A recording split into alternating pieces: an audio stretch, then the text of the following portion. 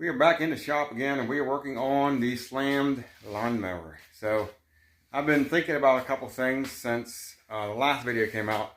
Some stuff I might want to change and some things that aren't going to work out. So I'm going to flip this camera around, show you what we're working on, and I don't know, you guys can give me what your advice in the comment section or whatever. It doesn't mean I'm going to listen to it, but I got some ideas of what I want to do with this thing, and we'll see what happens. But let me flip this thing around and let you see what I'm talking about here. I'm going to try to get this in the camera angle as much as I can. We'll see what we can come up with. So this is the back, obviously. And hold on, let me see. Let me get you. I got it up. Got the front wheels up so I can adjust or look at the stuff. So if you look at the spacing of the tires, I got the front tires and I got the big tires on it now. I got the small tires laying here. And these are like 15s. If I go with small tires, I think I can get a 16-inch. If I go with the small tires, they'll be 1 inch bigger than these. These are like 14s. Let's see what these are. And they're used to trying to guess them. You can just look at them. Right there. Yeah. It's a 15 by 6. And I think I was looking at the Tractor Supply, and I think I can get a 16. These are 20s. So the backs are 20s, the fronts are 20s. I just basically got back tires and wheels on the front right now. And if I decide to go with small ones, I'll go get a set of 16s. We'll have 20s on the back and 16s on the front. These ones are kind of small. But as of right now, I want to go with the big ones. I like the look of it. And the reason I want the big ones is when I set the motor on here, these tires are almost as tall as the motor is. The motor sets about 1 inch taller than the front two tires. And then the hood would set about 1 inch or 2 taller than that. So the hood would be setting in, you know, about right there, about 2 inches above them tires of where the hood would sit, which I think would look pretty cool. I don't know how it's going to steer, and maybe it's not practical for steering and actually driving, just for looks only. And if that's the case, then I can throw these ones on. But anyways, as of right now, I'm going for big tires and wheels. But so the problem we run into a couple problems with that. On the front here, the tread from the outside of the tread to the outside of the tread is 36.5 inches. On the back, in order to get 36.5 inches, I need to move my rear tires out 2 inches. You can see the gap. That's 2 inches, or just that 2 inches. That's like, and this is 2 inches over here from here. So I got them pushed out 2 inches, and that gives me 36.5 on the rear and 36.5 on the front, basically the same tread. If I slide these things in, then that goes down obviously by 4 inches. Makes them 32 inches on the back and 36, which means the front tires are way wider than the back tires if I slide the back ones in. So if I leave the front tires where they're at 36, which is fine, I want to move the back ones out to at least 36. So that means welding on a 5/8.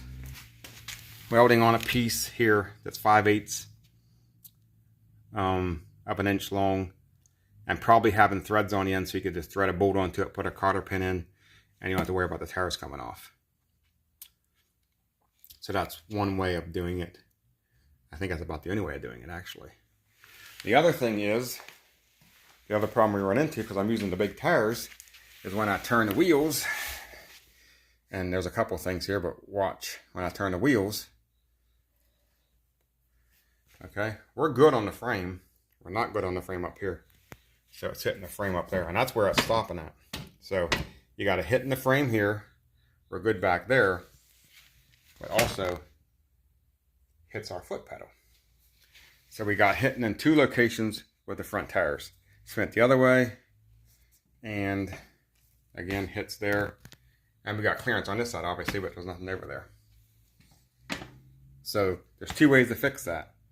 One way is cut these axles and spread them out 2 or 3 inches. If we do that, that moves these out to 37 or 38. And now the back ones are in 2 inches. And if you want them to be even, they got to be moved out to 38, which means you're moving them out even farther. You're moving them 4 inches out on each side, which I don't really want to do back there. The other option is move this axle forward. So instead of this axle sitting here, bring this axle up and set it up in here somewhere. And basically, we're going to end up cutting this, keeping it the same size, moving it up here, and taking a C-channel, welding it in here, and welding these things onto the C-channel up in this area somewhere, move it forward. So we have clearance up here and clearance here. Because if you move them up to here, then the center of the tower moves up to, say, here. And now when you turn the tower, the front of the tower is up here, has no way to hit the frame. It doesn't hit the frame on the back, so that's not a problem. And then it's ahead of the frame on the front, so it can't hit because the front of the tower would be up in here, about probably like that. So you'd have the clearance and it wouldn't hit your foot pedal there. So I just spent 5 minutes going over 2 of the problems I got with this thing. Whew. And now, that's what we got to do. We also supposed to go get a motor today. And the guy that I was supposed to buy the motor off of decided, I guess he didn't want to sell the motor. So I had a 17.5 horsepower Briggs & Stratton, I believe.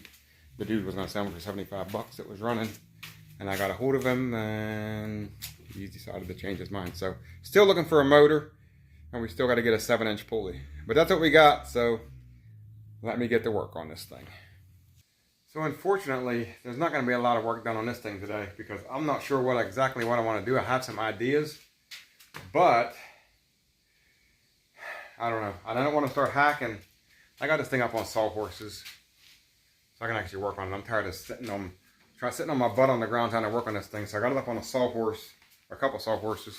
And I'll turn this camera around here in a second and give you guys more of what I'm coming up with. And probably what I'm going to do. And probably not get it done in this video, but let me turn this around and let you know, or let you see what I'm talking about here. So I got the front axle out, and like I said, I got it up on sawhorses. It makes it a lot easier to work on. Plus, so let me grab this real quick up on the wall here. I got one of these bad boys. And so originally what I was going to do is I want to move the axle forward. So that's the hole where the axle is. I want to move it forward for a couple reasons. Number one, it stretches out the frame, makes the wheelbase a lot bigger, makes it more stable. And then the other thing I want to do is widen it out. So the back's going to get widened out. I'm not sure how far yet because I got to put a brake on that wheel back there. I think I'm putting it on that side. A pull brake, like a hand brake or whatever. That way I can actually get this thing stopped. And when I do that, we're going to widen that back end. So however wide the back end goes is how wide the front end is going to go, if not wider. So I can't really do anything up here until I get the back end where I want it at, if that makes any sense. But what I was going to do is I'm going to move the front forward. And originally, I was taking this thing here, sitting on there, and my motor bolts in here, these holes here. So I was going to cut this across here, right behind these bolts. Hole. So I was going to set this thing about right there.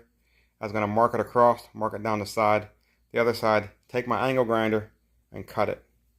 When I cut that, I was going to come to the front. I was going to do the same thing here. Come back like right here and cut it down through right in front of these holes, across here and across. And I just flip that thing.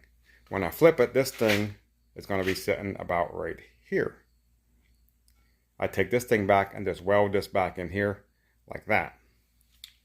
That's what I originally wanted to do. I said, okay, that gets me my stretch that I want. It gets my clearance on my pedal, because remember my tower's hitting this pedal. And it gets my clearance from the engine.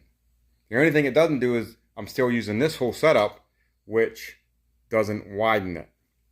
In order to widen it, I need to actually widen it. I need to cut here somewhere, and actually move it out however many inches that back end is going to be out. 4 inches, 3 inches, whatever it is. I don't know what it's going to be yet. So that's what I was going to do. I was going to start hacking on this, but I'm not going to, because I think what I'm going to do is actually leave this like this, put a piece in here, weld it in, move this thing out of the way, weld this thing solid on both sides, then come up to the front and cut a section out in this area, right? And I got a piece of square tube, a piece of pretty heavy duty square tube. And I was going to weld that square tube in the whole way around here and have it extend like an inch or two on each side, right? Then I could come up to this thing, cut this back in here somewhere, like cut it here, wherever I need to get the width, and then weld these outside pieces onto the outside of that square tube that I got welded in here. And then that would move my tires out to match my rear tires. It also gets my stretch and pretty much accomplishes everything I need to accomplish by doing that. So I think that's what I'm going to do. So what I'm going to do is bolt this axle back in so I can get this back down on the ground as a rider. I need to go get that piece of square tube and actually do a bunch of work on it before I can actually weld it in, and then decide where I'm going to cut it in that. So unfortunately, today's video is just a bunch of me double guessing myself, me thinking about doing something and doing something else and trying to come up with ideas. I thought at one point I would just build a whole new steer axle with that square tube, go buy some 5/8 bars, some 5/8 bolts with some threads on them so I could bolt it on. And that was an idea I was thinking about doing, but I don't think I really got the setup to actually get a pretty accurate steering setup with what I got. I mean, everything's just gonna be cut on the bench. To do something to that extreme, not saying I couldn't do it, but I've never done it before, and I don't know if I want to do it as a first time deal on this. Maybe, I don't know, but that's what we're coming up with, I think. And down the road we can improve this if we need to, but for now I'm going to go get that piece of square tube. I'll show you what it looks like. Cut it down, bring it in here, and I got a bunch of work. I got to clean it up, I got to weld the ends shut, and I got to figure out where I'm going to put it on this frame. So let me show you that square tube, and we'll end this video. So I'm out back here at my wood pile, and I got this square tube that I took off a trailer.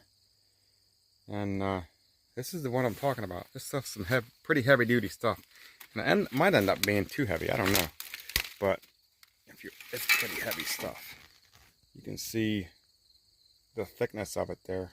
Kind of see the thickness of it, I guess. I don't know. It's definitely probably 3/16. And I was going to cut a piece, say 16, 18 inches, something like that, just to get it in there. And obviously I got some work to do with it. I tried to get a piece that had no holes in it, but I don't think I do got a piece, but it's not that big of a deal. I could weld them shut, grind it down, and when you paint it, you wouldn't even see it.